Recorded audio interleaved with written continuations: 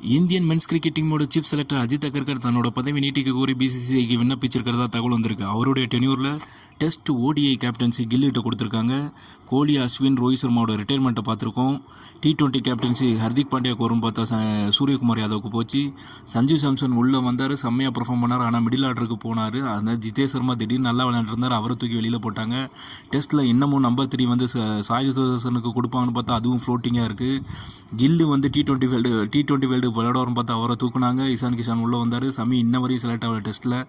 ஹர்ஷித் ராணா வந்து செலக்ட் பண்ணிகிட்டே இருக்காங்க. அவருடைய பெர்ஃபார்மன்ஸ் வந்து மேட்சுக்கு மேட்ச் இம்ப்ரூவ் ஆகிட்டு இருந்தாலும் அவரோட செலெக்ஷன் வந்து இன்னமும் கேள்விக்குறியாகவே இருக்குது. ஆனால் இந்தியா 2023 வேர்ல்டு கப் கிட்டத்தட்ட ஜெயிக்கிற மாதிரி போய் தோத்தாங்க.